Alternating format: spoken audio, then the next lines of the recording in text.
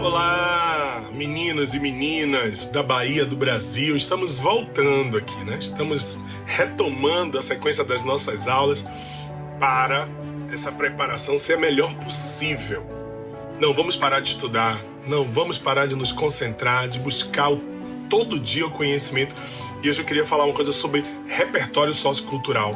É preciso que você fique atento às notícias, ao que está ao redor do mundo, onde estão explodindo as bombas, aonde estão surgindo as curas, aonde estão acontecendo as convulsões políticas. Atenção, moçada, repertório sociocultural é fundamental, não é só para redação não, para todas as disciplinas. Vamos nessa, mais um dia de aula, TV Enem.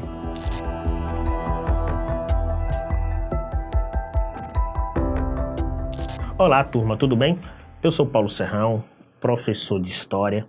Vim aqui trabalhar com vocês com muito orgulho, muito prazer, né, em estar participando desse projeto maravilhoso. Vou trabalhar hoje o tema cultura medieval, ou simplesmente a Igreja Católica na Idade Média, tá? Vamos trabalhar a Igreja Católica na Idade Média. Mas, Serrão, a Igreja, o cristianismo surgiu na Idade Média? Não surgiu, não. O cristianismo surge no Império Romano, onde ocorreu perseguição e só posteriormente, né, foi aceito, né, pelos romanos e difundido no mundo ocidental, né, hoje é a religião que predomina, né, no mundo ocidental. Beleza? Mas, Serrão, vem cá. Esse cristianismo, né, essa Igreja Católica, ela é detentora de muitas terras. Eu sempre ouvi falar isso. Isso procede? Procede. Por quê? Porque ela recebeu muitas doações de terras, principalmente no Império Carolíngio. Senhor, no Império Carolíngio. Inclusive para a construção do famoso Vaticano, tá certo? Aquele terreno que nós chamamos hoje de Vaticano, que é considerado o menor estado, o menor país do planeta. Beleza? Mas vamos observar um pouco as características desse cristianismo, como heresia, né, a investidura, tudo isso nós iremos trabalhar a partir de agora, tá? Vamos ver na tela, vamos nessa.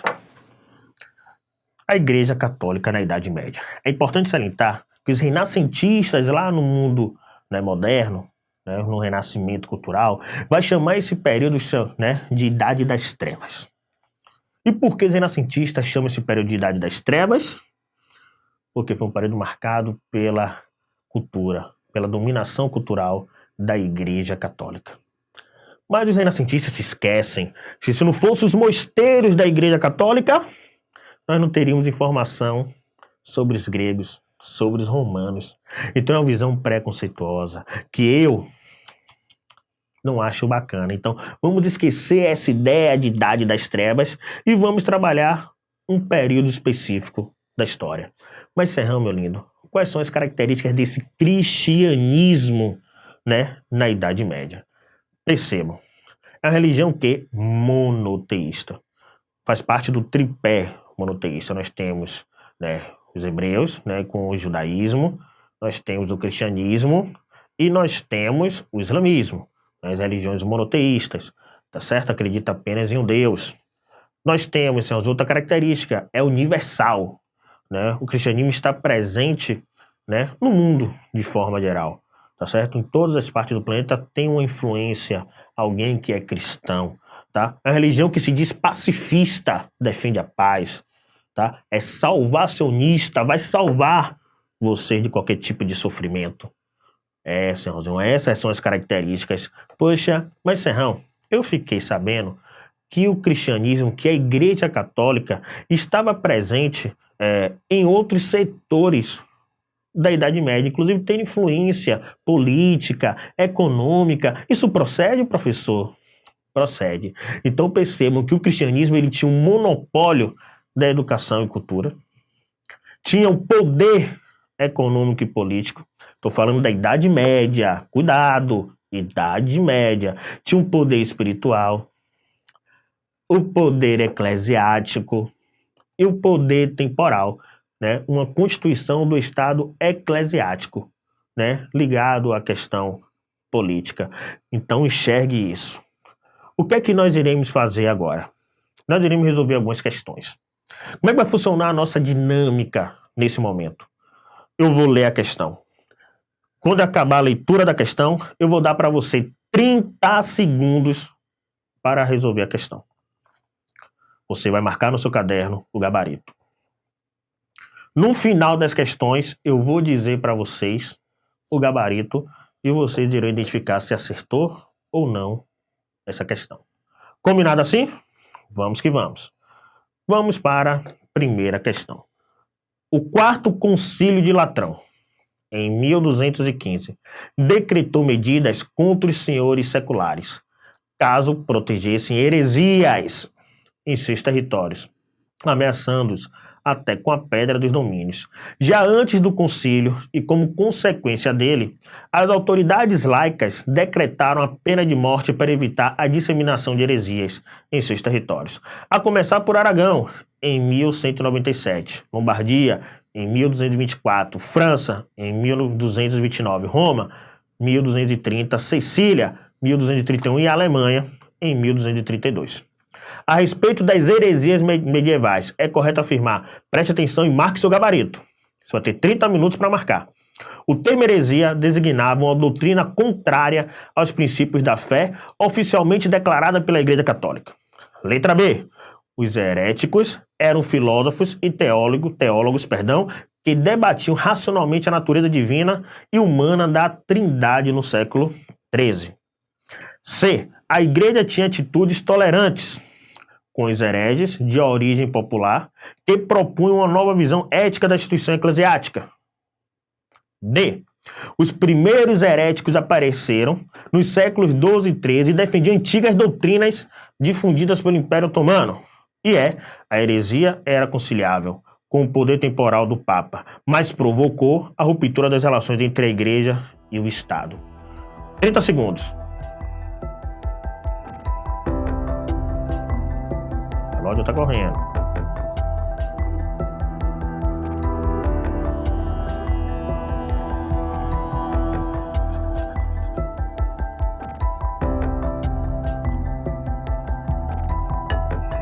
Olha o reloginho.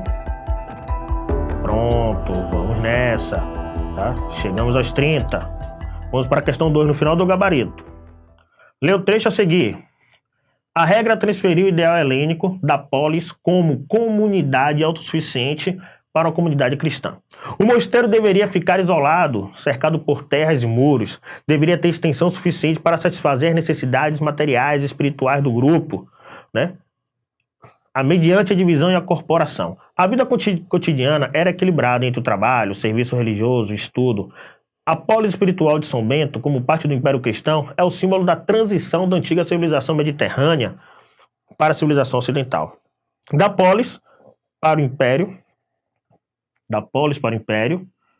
deixa eu ver aqui, acho que eu me perdi, da polis para o Império Territorial. E mais tarde o estudo territorial. Da civilização urbana para a civilização agrícola feudal, do mito pagão para o espírito de Cristo. Sobre o papel da regra de São Bento para o mundo medieval, é correto afirmar, levando em consideração o texto de Éric Voegelin, que teve importância secundária no contexto da transição da Idade Antiga para a Idade Média.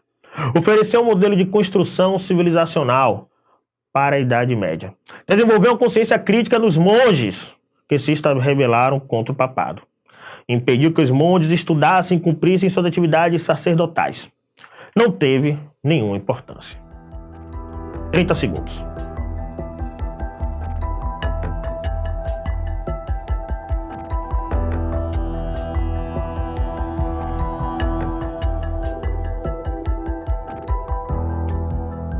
isso. Vamos agora para a resposta dessas duas. Depois nós voltamos, temos mais outros detalhes, tá certo? Caso dê tempo para a gente trabalhar. Vem comigo. Vamos lá.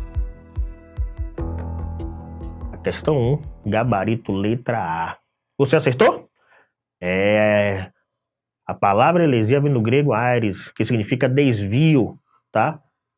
Serrãozinho. Então, resposta letra A. Vamos para a questão 2. Gabarito letra B. Você acertou? Tenho certeza que sim, tá certo? Qual é o meu objetivo aqui? É a sua aprovação. Espero que você tenha entendido um pouco sobre a Igreja Católica na Idade Média, né? Um pouco sobre a cultura da Igreja Católica, tá certo? No mais, beijos e até a próxima aula. Abraço.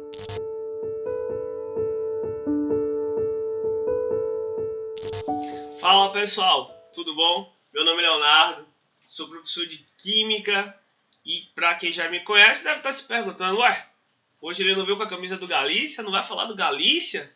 Ah, achou errado, vim hoje com o bandeirão do Galícia, vou estar com cheiro de naftalina, vou até colocar aqui no pescoço. Bandeira para mim especialíssima, comprei essa bandeira quando o Galícia foi campeão da 2ª divisão do Campeonato Baiano. Você deve estar dando risada. Ele comemora 2ª divisão do Campeonato Baiano. Valorize sempre suas conquistas. Só quem estava na competição sabe o duro que foi conquistá-la. E falando em conquista, vamos falar da sua aprovação do Enem. Então vamos nessa. Vamos continuar aqui a nossa saga com a termoquímica. Vamos trabalhar o cálculo na variação de entalpia de padrão de formação e também na variação de entalpia de combustão. Começaremos aqui com a entalpia padrão de combustão. Deixa eu pegar aqui meu laser de combustão. Lembrando que essa reação padrão de formação é a formação de um mol do produto, né? De formação de um mol do produto a partir de substâncias simples na sua forma alotrópica mais estável. Aí o aluno, ai meu Deus do céu, que é a substância simples, meu povo, aquela molécula, aquele composto formado por um tipo de elemento só. Aqui eu tenho o hidrogênio e o oxigênio. E a alotropia? A alotropia é quando eu tenho substâncias diferentes formadas pelo mesmo tipo de elemento, tá bom? Aqui eu tenho uma variação de entalpia igual a menos 68,3. Importante ressaltar que a substância simples, na sua forma alotrópica mais estável, foi convencionado que equivaleria a igual a zero. Então, essa variação de entalpia é associada à molécula de água, já que as substâncias simples é equivalente a zero. Então, essa variação aqui é associada à entalpia padrão de formação da molécula de água. Perceba que tem um valor negativo, é uma reação exotérmica, mas as variações de padrão aqui eu tenho valores tanto negativo, exotérmica, como uma variação positiva endotérmica. Professor, um aluno mais atento, ali tem quilocalorias, e no quadro que você está mostrando aí embaixo, eu tenho um valor de menos 241. Pois é, mas aqui está em kilojoules. Não esqueça que 1 caloria equivale a 4,18 joules, tá bom? Outra coisa que você pode chamar a atenção. Professor, você disse que a substância simples era igual a zero, foi convencionada igual a zero. E eu estou vendo o ozônio com valor de mais 142. Não era para ser igual a zero? Não esqueça que a forma mais estável entre o ozônio e o oxigênio, que são compostos alotrópicos, o oxigênio é mais estável, e ele sim tem o valor igual a zero, tá bom? Vamos agora falar de entalpia padrão de combustão.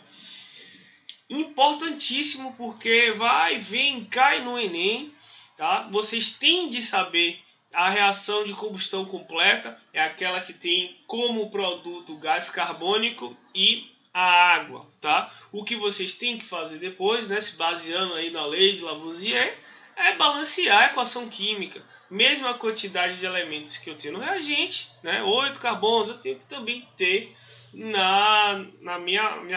no membro dos produtos, tá bom? Aqui eu tenho uma combustão do composto butano, constituinte aí dos isqueiros, o combustível é o butano, o comburente é o oxigênio, e esta reação libera menos 5.756, ou seja, libera 5.756 kJ. Ou você fala libera ou você fala o valor negativo, né? Acabei falando os dois. Perceba que no quadro que eu trago aqui de algumas moléculas, todas, dentro de algumas moléculas de composto, todos têm um valor negativo, né? Toda combustão vai liberar energia, por isso que os valores são negativos, e são importantíssimos esses valores, que aí a gente consegue mensurar a variação de entalpia, a eficiência de cada composto desse. E falando em eficiência, vai ser a questão que a gente vai resolver agora, que foi do Enem de 2014. Vamos ler? A escolha de uma determinada substância para ser utilizada como combustível passa pela análise da poluição que ela causa ao ambiente e pela quantidade de energia liberada em sua combustão completa. Olha lá o que a gente tinha falado. O quadro abaixo, né, esse quadro aqui, apresenta a entalpia de combustão de algumas substâncias. As massas molares do elemento hidrogênio, carbono e oxigênio são respectivamente iguais a 1 grama por mol, 12 gramas por mol e 16 gramas por mol. Então tem um quadro aqui com as substâncias, suas respectivas fórmulas, que é importante para a gente determinar a sua massa molar, e a entalpia de combustão de cada uma delas, né? Kilojoules por mol. Ou seja, a gente vai trabalhar aqui com joules. Primeiro passo, vocês acharem a massa molecular. Vamos começar com acetileno. O acetileno, né, eu tenho 2 carbonos e 2 hidrogênios. Você vai ter que multiplicar a massa do carbono, que é 12, vezes 2, que é a quantidade que tem na molécula, né, a sua atomicidade, mais a quantidade de hidrogênio vezes a sua massa molecular, que é equivalente a 26 gramas por mol. Você vai achar a massa molecular de cada uma delas. Em seguida, né, continuando aqui com acetileno, vai dividir a energia, né, liberada, a entalpia de combustão, por essa massa, já que ele quer a relação, né, aliás, eu nem acabei nem falando qual é o enunciado, né, foi aqui abafado fazendo a questão. O que a questão quer, né? Levando-se em conta somente o aspecto energético, a substância mais eficiente para a obtenção de energia na combustão de 1 kg de combustível é... Então, aqui primeiro, já falei, né? Já deu um spoiler do que ia falar. Primeiro você vai fazer a massa molecular, né? Achar a massa molecular, como eu disse. Dividir essa energia pela massa, já que ele quer a relação da energia com a massa. Só que ele não quer por grama, né? Você achou a massa molecular gramas por mol e achou a relação de kilojoules por grama. Ele quer a relação por quilograma. Ora, 1 kg equivale a quantos gramas? 1000. Então, você multiplica esse valor por 1000 e eu tenho 50.000 kilojoules, né? 50.000 kilojoules liberados, né? Em relação a acetileno, vamos agora fazer com etano. O mesmo modus operandi, eu vou achar a massa molecular, nesse caso do etano é igual a 30 gramas por mol, dividir pela energia liberada, vou achar um valor de 52 kJ, aproximadamente 52 kJ por grama, e em seguida multiplico por 1000. Ou seja, o etano ele é mais eficiente que o acetileno, né, que tinha 50.000 kJ mol, liberava 50.000 kJ. O etano está liberando 52.000, por enquanto está sendo mais eficiente, porque ele só quer saber em relação ao aspecto energético. Continuando, eu tenho o etanol, que eu tenho uma massa molecular de 46 gramas por mol, dividindo pela sua entalpia de combustão, achei um valor de 30, então tem um valor menor do que os anteriores, então ele não é o mais eficiente. Fazendo em relação ao hidrogênio, eu tenho uma massa molecular fácil, né? H2, 2 gramas por mol. Vou dividir a sua massa pela sua energia. As pessoas, a energia dele é pouquinha, seria o último a marcar, né? Mas não, se você divide a sua entalpia, a energia de entalpia, pela sua massa molecular, você percebe que, por enquanto, ele apresenta uma maior energia, né? Por enquanto ele é o mais eficiente, 121.000 kilojoules né, que ele apresenta por quilo, né? A gente já fez aqui a multiplicação. E para conferir, vamos fazer com metanol. Metanol, a massa molecular do líquido T2, dividido pela sua entalpia de combustão, apresenta o valor de 17 kJ/mol, 17.000 kJ/mol. Portanto, até então, depois de resolver todos, o que apresentou maior eficiência, maior valor energético foi o hidrogênio. Essa questão pode ser chatinha porque tem contas de decimais, né? Isso talvez atrapalhe. Se você tem dificuldade disso, né, nessas contas, muitas contas, se você demora demais, recomendo que você pratique bastante para fazer em um segundo, muito rápido, né, que você faça o mais rápido possível, porque eu tenho certeza que a maioria dos seus concorrentes pularão esse tipo de questão. Sentindo dúvida, quiserem um maior contato, eis aí meu Instagram, né, Leonardo Heisenberg, em homenagem ao cientista, e aquela série Breaking Bad tão famosa, tá bom? Um abraço, sucesso aí para todos nessa conquista do Enem.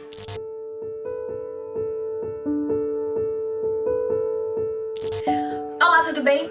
O assunto que eu vim falar hoje pode parecer distante para muita gente.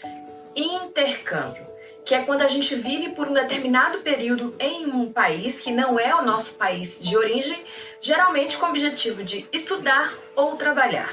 O intercâmbio traz várias vantagens para a vida de quem faz. Não só, por exemplo, aprender uma nova língua ou um novo ofício profissional, mas principalmente autoconhecimento, conhecer novas pessoas, ter acesso a outras culturas ou poder ver de perto aquilo que estudou sobre cultura internacional nos livros de história. Os ganhos pessoais são enormes e os profissionais também.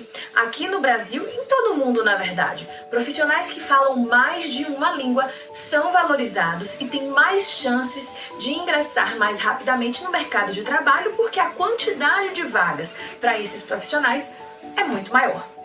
Só que muita gente sabe que morar fora não é algo barato e muitas vezes é inacessível ou parece inacessível. Houve um tempo aqui no país em que existia um projeto chamado Ciências Sem Fronteira que ajudava estudantes a cursarem parte da sua graduação ou a pós-graduação fora do país com todas as despesas pagas. Esse programa não existe mais, não pelo menos para novas bolsas. O que acontece? Ficou mais difícil? Ficou. Mas é impossível? Não.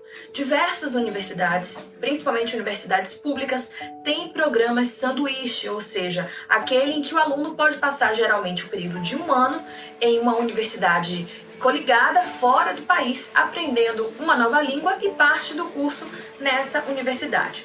Há também vários programas de bolsas de estudos dadas pelos governos de alguns países. Por exemplo, Irlanda, na Europa, Alemanha, também na Europa, Inglaterra, também na Europa, Reino Unido. São alguns dos países que constantemente liberam programas de bolsas de estudo para estudantes de outros países. Eles, inclusive, dão preferência a estudantes de países com extrema pobreza ou então em desenvolvimento, que é onde o Brasil se encontra hoje. Para isso, você precisa pesquisar na internet, acompanhar blogs que falam sobre intercâmbio, também colunas de jornais grandes, como o Estadão, que falam sobre intercâmbio, e sites, sítios especializados sobre o assunto. Eles existem, eles são possíveis e quando você consegue uma bolsa como essa, você vai praticamente a custo zero. E aquilo que há de custo, ainda há algumas facilidades para se conseguir esse dinheiro. É difícil? É muito difícil. É impossível?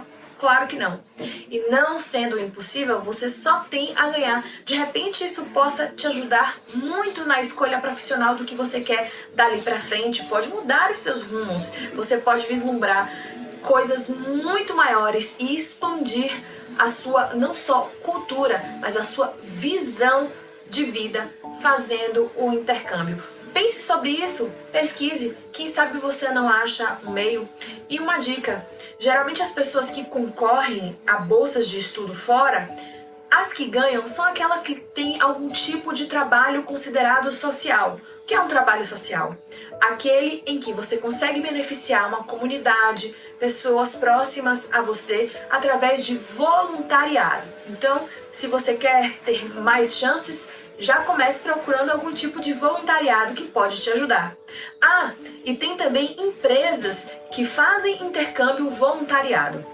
Você sai do país para dar a sua mão de obra, por exemplo, em troca de casa, comida e estudo nesse outro país. E aí você tem toda essa bagagem necessária. Se você não for para estudar um curso específico, você vai ter todo o benefício do intercâmbio, aprendendo uma nova língua, trazendo bagagem para a sua vida, e sempre isso vai agregar no lado profissional, ainda que você não vá para fazer um curso específico ou para fazer um trabalho na área que você escolheu para seguir como carreira. Fazer o intercâmbio é sempre uma excelente opção.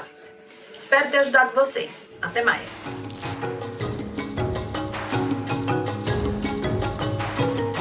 Olá, saudações a todos vocês. Como vão, nossos queridos alunos?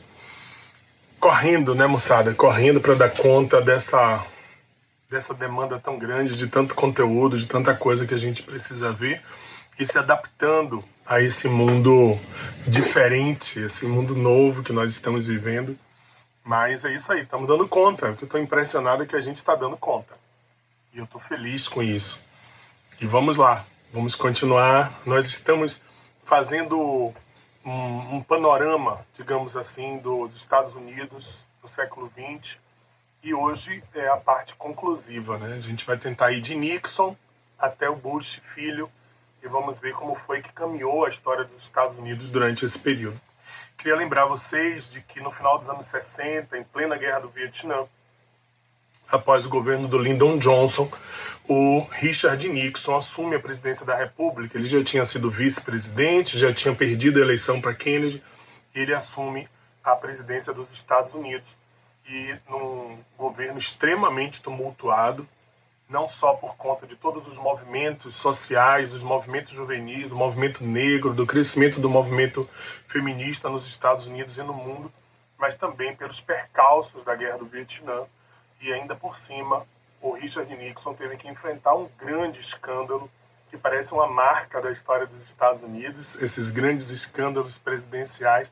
E esse escândalo foi bem contundente, né? O famoso escândalo de Watergate, em que jornalistas do Washington Post descobriram que o Richard Nixon tinha usado o que se chama tráfico de influência. Vocês imaginem, nós fomos normatizando a crise, normatizando a corrupção, normatizando o tráfico de influência ao ponto da gente achar comum.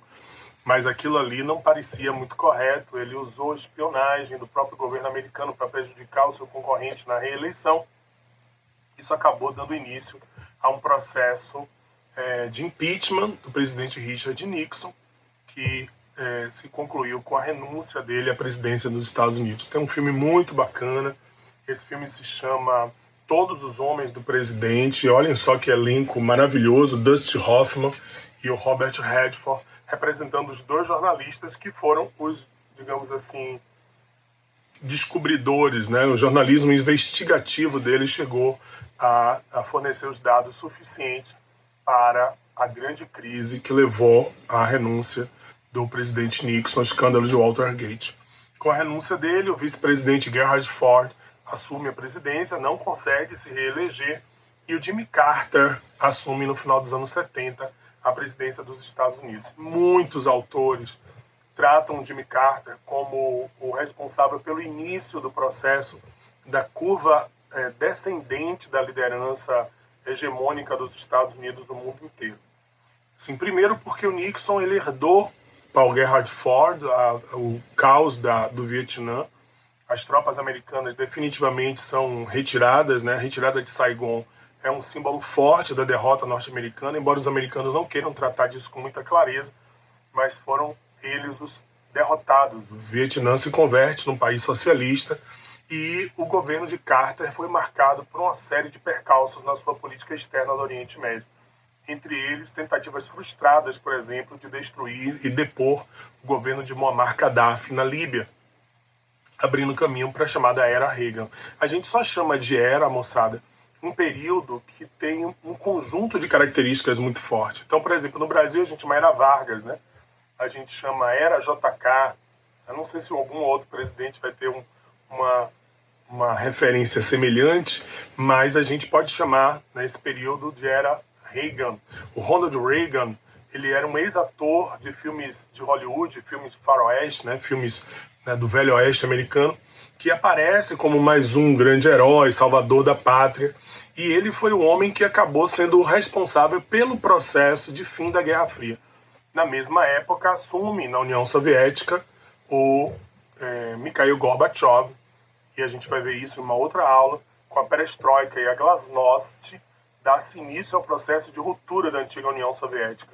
Ao mesmo tempo, ele visita os Estados Unidos, muito simpático, bonachão, né, com uma expressão assim de jovialidade e modernidade que os americanos não estavam acostumados a ver nos líderes soviéticos. Então, se você somar perestroika, glasnost, essa aproximação com os Estados Unidos, a assinatura de tratados de não proliferação de armas e uma série de medidas que vão abrindo, né, colocando abaixo a cortina de ferro, a gente pode ver com muita clareza de que o governo Reagan é uma virada de chave. O que não impediu que nesse mesmo período os falcões da guerra, aqueles homens que viam o fim da Guerra Fria com péssimos olhos, porque é sempre assim, a gente sempre tem uma linha de guerreiros, de líderes mais belicistas, que quando o anúncio da paz aparece, é sempre lamentável para eles. Então, esses homens não viam com bons olhos, né? Assim, a ideia de que o seu grande inimigo estava se transformando em mais um parceiro. É preciso sempre alimentar a ideia da guerra, do belicismo, do ódio. Então, o caso do Irangate, que é uma associação com o escândalo de Watergate, é um exemplo claro disso, né? Os americanos, eles patrocinaram, o governo americano patrocinou a venda de armas para o seu arqui-inimigo Irã, para que com esse dinheiro pudesse se patrocinar os contra da Nicarágua, né? Os soldados que agiam contra o governo socialista da Nicarágua. Um exemplo claro da tentativa de manter o jogo da Guerra Fria dentro desse contexto aí, né? O próprio governo de Bush, o primeiro mandato do George Bush, representa bem isso, né? Aquela ideia de nós estamos aqui no topo do processo, nós somos os grandes líderes do mundo chamado mundo livre, como os americanos sempre chamaram, se autodenominaram. Foi um período de grande recessão econômica e que por isso todas as vezes que os governos americanos, eles identificam que a situação interna não vai bem, o que eles fazem? Eles dão um jeito de patrocinar um conflito externo, e foi nessa época do governo Bush pai que os Estados Unidos entram num grande conflito armado no Oriente Médio, a Guerra do Golfo. Talvez esse belicismo americano, essa coisa de aparecer como defensores militarizados do mundo ocidental, seja o motivo de tantos conflitos pontuais dos americanos, né? Com a eleição do Bill Clinton, um democrata mais moderado, é como se os Estados Unidos estivessem entrando numa nova fase, uma fase de mais tranquilização em relação à grande política internacional. A grande questão é assim, se por um lado, né, ele foi o responsável pelo Acordo de Oslo, que acalmou um pouco as tensões no Oriente Médio, diminuindo o conflito, a tensão do conflito árabe-israelense, se ele foi também o cara que deu um primeiro passo para o que a gente hoje chama de diversidade de gênero dentro do exército americano, repare que ele estabeleceu na época o don't ask, don't tell. Se você não, né, me pergunta, eu não preciso dizer. Se eu traduzir isso para vocês, isso significa que era permitido que homossexuais assumissem cargos dentro do exército americano, contanto que não falassem, né? Quer dizer, eu não te pergunto, você não fala, e aí fica tudo bem, assim, tipo como se estivessem jogando, né, a coisa para debaixo do tapete, ou trancando no armário, que seria uma expressão mais interessante. Daqui a pouco eu vou voltar para mostrar a vocês como o Obama definitivamente, né, mudou essa história completamente até aí, né? Aqui, quer dizer, tá aqui. Aí o Obama assinando aí, né, o documento que diz que não existe isso, não lhe pergunto, então você aceita. Não importa, o cara é homossexual ou não, ele tem um direito de cidadania como qualquer outro cidadão americano. Então tá ali, vocês viram que o Obama deu um pulo, né, até o Obama só para trazer essa informação que tinha relação com o governo do Clinton. O interessante é que o governo do Clinton, que foi marcado por escândalos, inclusive escândalos sexuais, ele, por outro lado, foi de uma profunda robustez econômica. A economia americana cresceu muito, todos os índices são extremamente favoráveis a ele, tanto econômicos como os índices também de popularidade, o que é curioso, né? Ele que viveu casos de traição, escândalos sexuais, o famoso caso da secretária Mônica Lewinsky, que abalou as estruturas da República Norte-Americana, e ainda assim ele teve altos índices de popularidade, coisa que vai mudar muito no próximo passo da história americana. Mas isso aí é outra questão. Governo Bush, filho, e as guerras atuais e os conflitos atuais, os atentados de 11 de setembro de 2001 é tema para aula de conflitos, tá bom? Um grande abraço para você e até a próxima.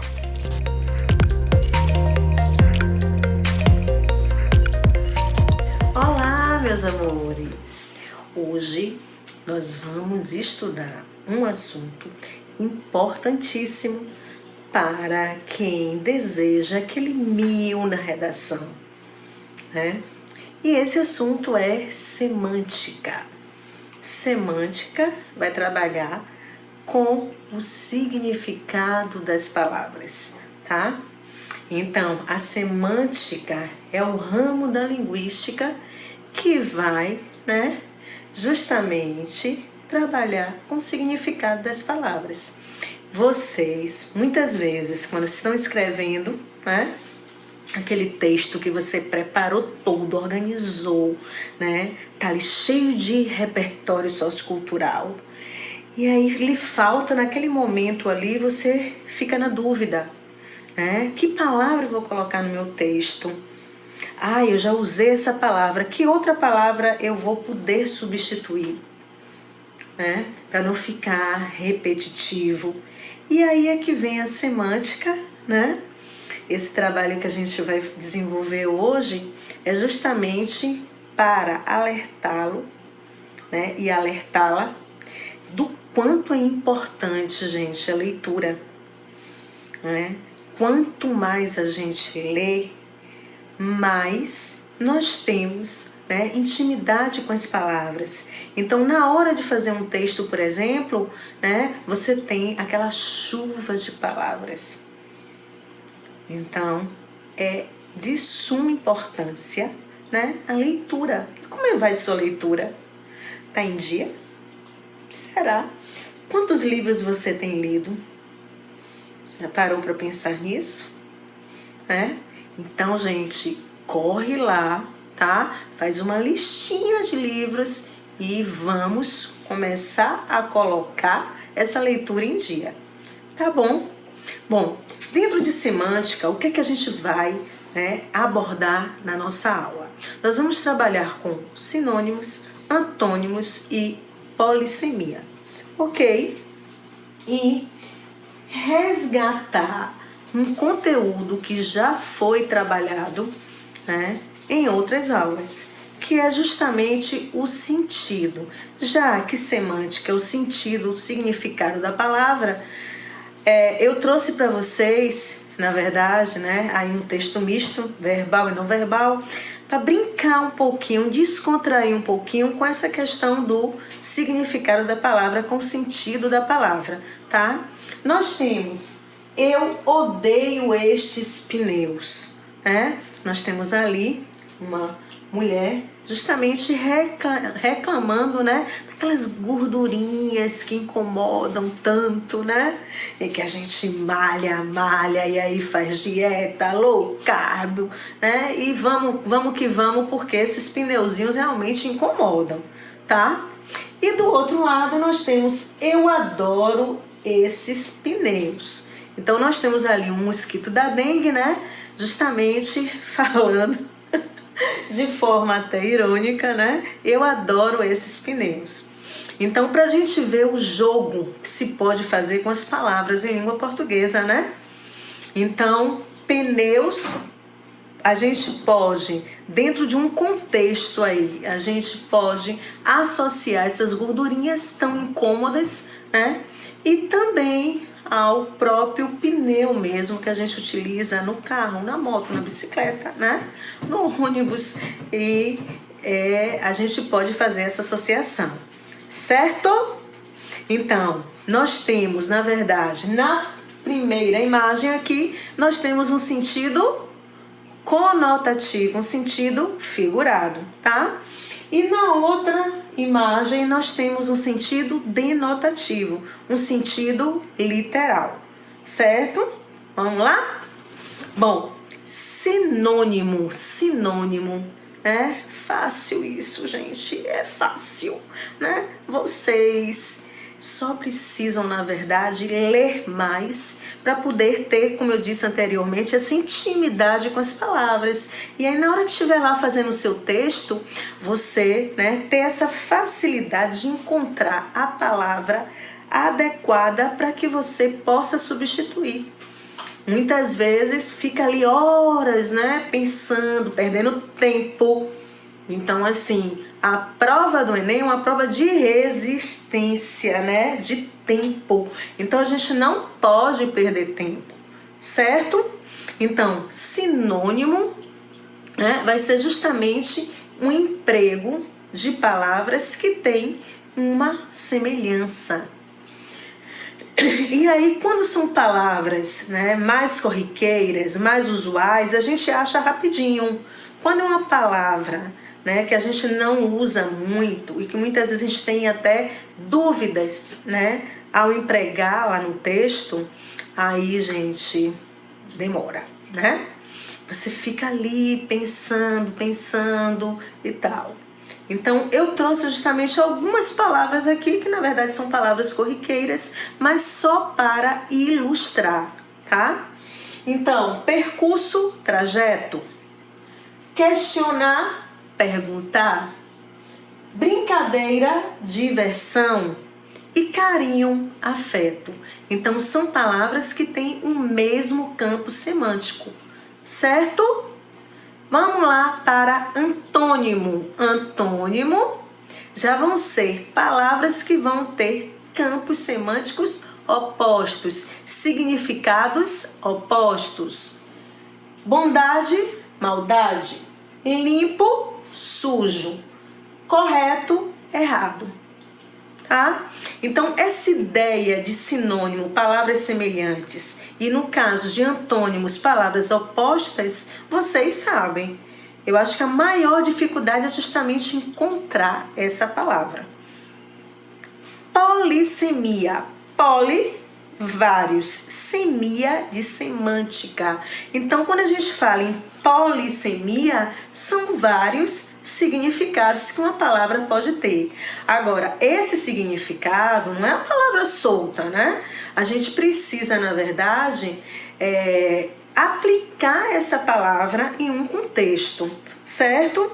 Então, como ele traz aqui, polissemia, que apresenta um grande número de significados numa só palavra, cujo significado dependerá do contexto em que a palavra está inserida. Foi o que eu acabei de dizer a vocês. A gente não pode trabalhar, né, com esse sentido polissêmico com a palavra solta. A gente precisa, né, aplicá-la, a gente precisa analisá-la dentro de um contexto, certo?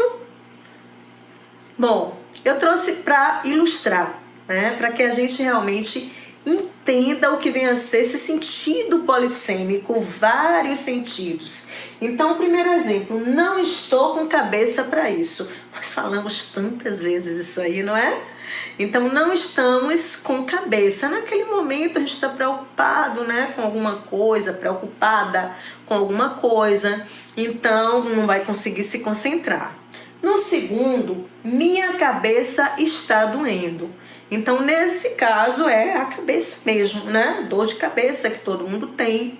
E no terceiro exemplo, você é a cabeça do projeto, que é o líder. Então, observe que se eu falar cabeça, uma palavra solta, né? Você não vai saber qual o significado realmente que essa palavra tem, tá? Então, semântica super fácil, tá? E a dica que eu deixo para vocês, leitura. Leiam, gente, leiam. Leia, né? É tão bom. Na verdade, você conhece outras palavras, você conhece outras histórias, né? Você, na verdade, também vai aí aumentar o seu repertório sociocultural. Então, leitura é vida, tá? E para finalizar, para não perder o costume, tá? E na verdade, dar esse gás para vocês, eu trago uma mensagenzinha só para finalizar, tá? Que é perfeita. A vida é como uma câmera. Foque no que é importante, capture bons momentos, desenvolva a vida a partir dos negativos. E se as coisas não derem certo, tire outra foto. Um beijo, amores! Bons estudos!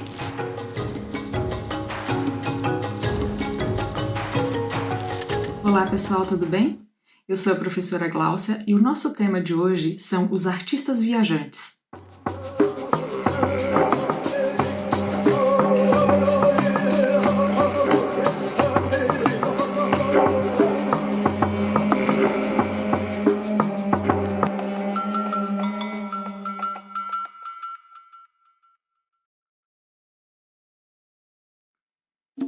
Para nós falarmos sobre os artistas viajantes, nós primeiro temos que contextualizar pensando no seguinte fato. Em 1500 foi a época das grandes navegações, das grandes descobertas, da busca pelas coisas novas. Foi o tempo em que o Brasil foi descoberto. Então, enquanto o Brasil estava sendo descoberto, ao mesmo tempo na Europa acontecia o renascimento cultural, que foi o renascimento da cultura em todos os sentidos, que colocou novamente o homem no centro do universo.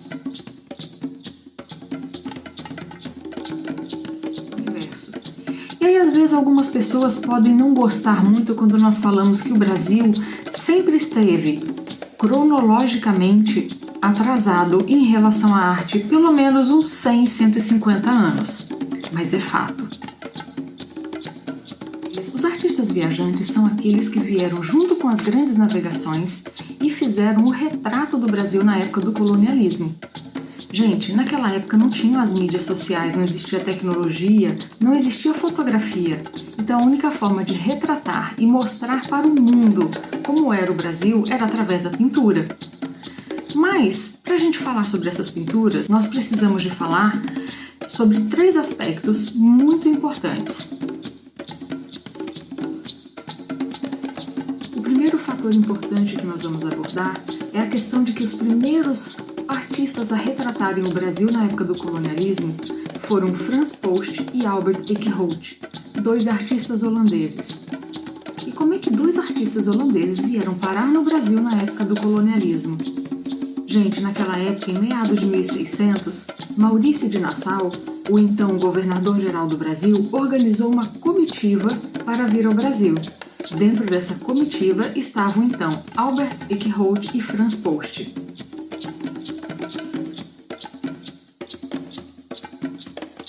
Um ponto importante sobre os artistas holandeses é que eles não eram católicos, e isso gerava para eles uma certa liberdade de pintar temas que então eram considerados profanos, e os pintores portugueses eram proibidos de pintar.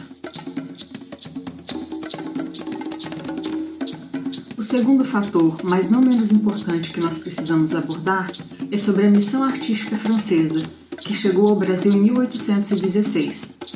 Dom João VI e a família real vieram para o Brasil em 1808 e, ao se instalarem no Brasil, perceberam a necessidade de institucionalizar a educação, que até então era feita pelos jesuítas, mas que tinham sido expulsos do Brasil. Pensando nesse aspecto, ele organizou e liderou uma comitiva de artistas vindo da França.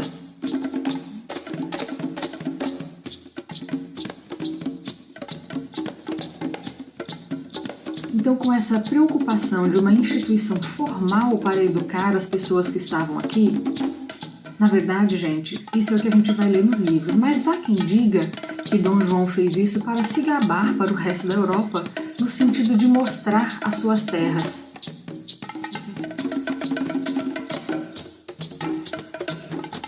A missão artística francesa trouxe diversos artistas que fizeram a retratação do Brasil na época.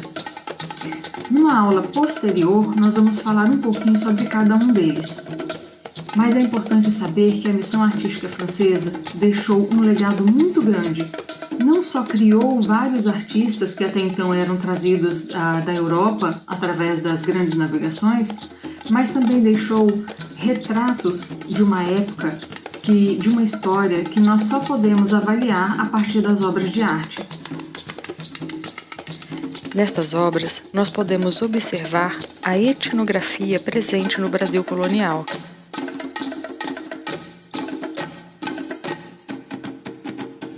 O cotidiano presente no Brasil colonial e os fatos históricos.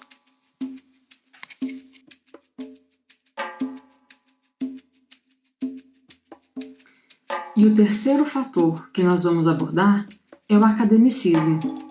O academicismo nada mais é do que as técnicas artísticas que vigoravam na época. Eram as técnicas artísticas ministradas, ditadas, na verdade, pelas academias de arte europeia. Os artistas só eram reconhecidos se eles seguissem à risca aquilo que as academias determinavam. Ou seja, os artistas precisavam usar certos tipos de desenho, de traço, de linha, de cor, de proporção. Tudo era determinado pela academia. Aquilo que fugisse às regras não era considerado obra de arte, e isso teve grande influência nas produções feitas nessa época.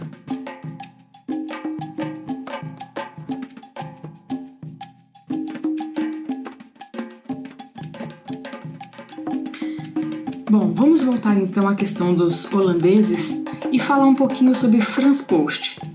Gente, Post, ele tinha a incumbência de retratar os fortes, as cenas de batalha, as cidades, a paisagem do Brasil. Na verdade, ele foi considerado o primeiro paisagista das Américas. Não do Brasil, gente, das Américas, o primeiro paisagista. Olha, dá uma olhadinha nessa imagem. Essa obra de Post é denominada Engenho de Açúcar e data de 1661.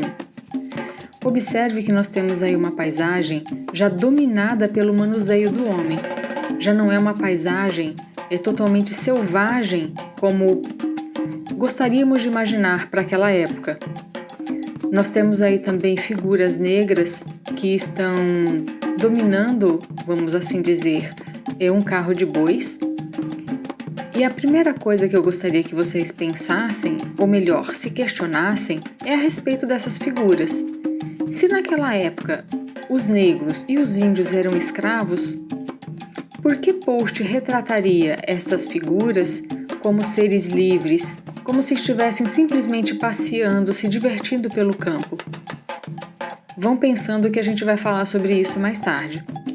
Mas voltando ao aspecto técnico da obra, essas figuras estão aí não para identificar os tipos que moravam aqui no Brasil, mas elas estão aí no sentido de mostrar o tamanho do homem diante da natureza. Observem estas outras obras do Post. Observem que nelas estão presentes as características gerais que eram usadas para a pintura de paisagem. Nós temos aí linhas baixas do horizonte com céus altos. Nós temos tons mais escuros que eram comuns, na verdade, usarem-se tons mais escuros na Holanda porque a iluminação do Brasil era bem diferente. E nós temos figuras humanas em primeiro plano para evidenciar a grandeza da natureza. Ou seja, a intenção não era mostrar os tipos humanos que estavam aqui, mas era mostrar o tamanho do homem diante deste mundo novo que eles acabavam de descobrir. Um outro artista importante que nós precisamos abordar é Albert Eckhout. Albert Eckhout, ele teve um olhar etnográfico do Brasil, que nenhum outro artista teve. Ele retratou os tipos de seres humanos que viviam aqui. Observe estas obras dele. Equinote se sobressaiu ao retratar os principais grupos de pessoas que viviam no Brasil na época. Ele retratou os tararirus, os tupis, os negros e os mestiços. Nesta imagem, nós temos um homem e uma mulher tupi. Nós vemos aí índios vestidos com uma saia de um pano branco europeu. E a mulher, inclusive, tem o cabelo trançado com uma fita. Este é um ponto muito importante para nós observarmos nas pinturas. Eu comecei a falar sobre esse assunto lá atrás na pintura do post. Como esse povo, que é originário do Brasil, que não costumava usar vestimenta, aparece nas pinturas desta forma. Os pintores estão nos mostrando que os índios e os negros já estavam civilizados e que, ao mesmo tempo, foi imposta a eles uma cultura europeia, o que nós chamamos de eurocentrismo. E aí nós partimos para a questão da aculturação. É você impor a sua cultura ao outro, desrespeitando todo um processo histórico. Então, estas pinturas, elas não são de fato realistas como deveriam ser, mas elas são realistas dentro de uma visão eurocêntrica. Gente, esse olhar etnográfico do Equinote não foi por acaso. É porque ele foi o primeiro artista que decidiu residir de fato no Brasil. E quando nós moramos em algum lugar, nós temos uma visão diferenciada de quando a gente vai passear em algum lugar. Pensa no seguinte aspecto. Quando você sai de férias para algum lugar, você vai nos pontos mais bonitos daquele lugar. Dificilmente alguém que sai de férias vai querer fotografar qualquer lugar, qualquer coisa, não é? Então vamos pensar nesses artistas dessa forma. Quando eles vinham para o Brasil, eles traziam consigo uma visão do mundo europeu. E era dessa forma que eles imprimiam nas suas pinturas. Equinote, quando passou a residir aqui, passou a dar uma visão etnográfica e uma visão mais realista do Brasil.